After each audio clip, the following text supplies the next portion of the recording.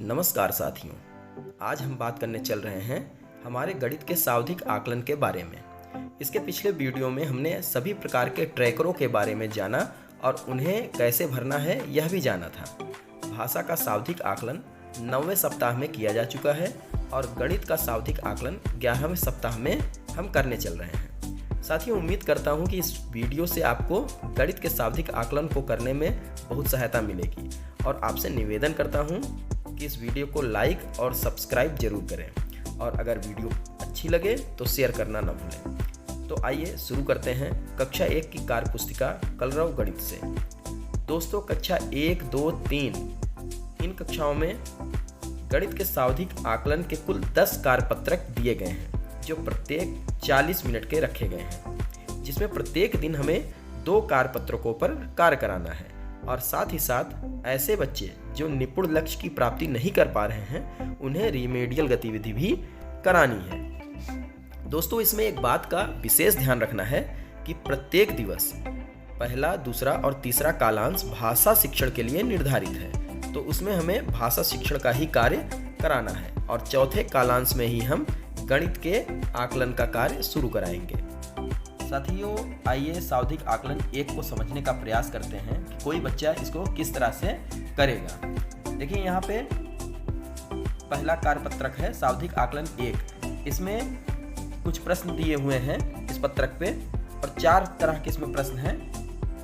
पहला प्रश्न, ज़्यादा वस्तुओं पे सही और कम वस्तुओं पे गलत का निशान लगाना है। अगर बच्चे की कम और ज़्यादा की अवधारणा इस पे वो निशान लगाता चला जाएगा। जो ज़्यादा वस्तुएं हैं उस पे सही और जो कम वस्तुएं हैं उस पे गलत का निशान लगाएगा। और ये करते समय हो सकता है कि बच्चा कुछ प्रश्नों के गलत जवाब भी दे, कुछ सही जवाब दे। दूसरा है, पेड़ के पास खड़े बच्चे पे घेरा लगाना है। पास वाले बच्चे पे निशान लगाना है और घेरा एक हम बना देंगे इस तरह से। इसी तरह तीसरा, बड़ी वस्तुओं पर सही और छोटी वस्तुओं पे गलत का निशान लगाना है। अगर बच्चे की अवधारणा स्पष्ट है बड़े और छोटे की तो वो उसको कर लेगा। हम मान लेते हैं कि बच्चे की बड़े और छोटे की अवधारणा स्पष्ट नहीं है तो वो छोटे पे सही का निशान और इस पे गलत का निशान लगा सकता है। इसी तरह ये फूल बड़ा है और अगर उसकी अवधारणा स्पष्ट नहीं है तो इसको गलत और इसको सही, इस तरह से वो कर सकता है। इसी तरह आप यहाँ पे देखिए, सही पे सही का निशान और गलत पे गलत का निशान। कुछ यहाँ पे तथ्य दिए हुए हैं, अगर वो तथ्य सही हैं तो उसको सही मानना है, अगर वो गलत है तो गलत मानना है। जैसे यहाँ पे 4 त्रिभुज दिए हैं और उसके सामने लिखा हुआ है कम और यहाँ पे 2 त्रिभुज दिए हैं जबकि यहाँ पे लिखा हुआ है ज़्यादा। अगर कम और ज़्यादा की अवधारणा बच्चे की स्पष्ट है तो ये जान लेगा कि यहाँ पे ज़्यादा है तो यहाँ ज़्यादा होना चाहिए था, यहाँ पे कम त्रिभुज है तो यहाँ कम लिखा होना चाहिए था। इसका मतलब ये कथन गलत है तो बच्चा यहाँ पे गलत लगा देगा। हम मान लेते हैं कि छोटा और बड़ा बच्चा पहचानता है तो वो इसको सही लगा देगा। इसी तरह यहाँ पे आम है, ये छोटा आम बना हुआ है और यहाँ पे लिखा हुआ है बड़ा, जबकि बड़े के सामने छोटा लिखा हुआ है। बच्चा ये समझ लेगा कि छोटे के सामने छोटा होना चाहिए था, इसका मतलब ये कथन गलत है और बच्चा इसको गलत लगा देगा। तो यहाँ पे हम देखेंगे कि बच्चे ने कितने सही किए हैं और कितने गलत किए हैं। इसमें बच्चों को अंक नहीं देना है, हमें उसका स्वतः मूल्यांकन करना है कि बच्चा किस कैटेगरी में आएगा। हम यहाँ पे देखेंगे कि कुल मिला के 1, 2, 3, 4, 5, 6, 7, 8, 9, 10, 11 और 12, ये कुल मिला के 12 प्रश्नों के उत्तर हल किए गए हैं, जिसमें से बच्चा कितने प्रश्नों को सही उत्तर दे पा रहा है। यहाँ पे हम देखते हैं कि ये वस्तु ज़्यादा थी, सही का निशान लगा है, इसका मतलब उसको 1 अंक मिलेंगे। यहाँ पे गलत है, ये सही है, बच्चे ने किया। यहाँ पे देख रहे हैं कि 1, 2, 3, 4, 5, 6 गेंदे हैं जबकि यहाँ पे सही का निशान लगा है और नीचे देख रहे हैं हम कि 7 गेंदे हैं, बच्चे ने गलत लगाया है। यानी यहाँ पे बच्चा थोड़ा सा कंफ्यूज हुआ है और यहाँ पे उसकी अवधारणा अभी पूरी तरह से स्पष्ट नहीं हो पाई है कम और ज़्यादा को लेकर, तो यहाँ पे बच्चे ने गलत लगा दिया है। तो यहाँ पे उसको थोड़ा स्पष्ट करने की आवश्यकता पड़ेगी। दूर और पास का कॉन्सेप्ट उसका क्लियर है, उसकी अवधारणा स्पष्ट है, इसलिए उसने पास वाली बच्ची पे गोले का निशान लगाया है।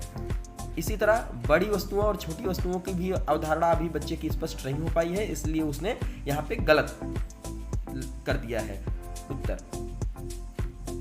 आप चौथे प्रश्न में अगर देखते हैं तो 4 त्रिभुज कम, 2 त्रिभुज ज़्यादा, यानी बच्चे की अवधारणा यहाँ पे स्पष्ट है। इसी तरह छोटे और बड़े की अवधारणा यहाँ पे स्पष्ट है। ठीक है, तो हम यहाँ पे देखेंगे कि कुल मिला के कितने अंक उसके हुए।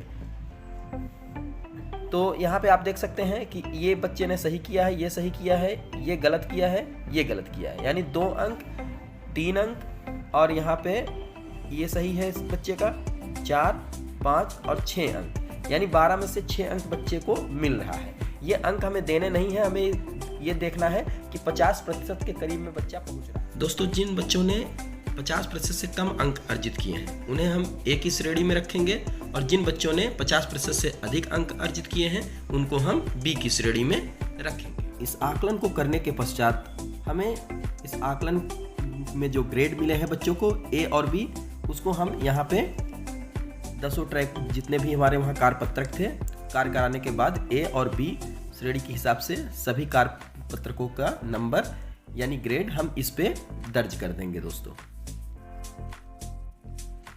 आशा करता हूं दोस्तों कि आपको सावधिक आकलन ट्रैकर भरने में अब कोई दिक्कत नहीं होगी, आपको ये समझ में आ गया होगा।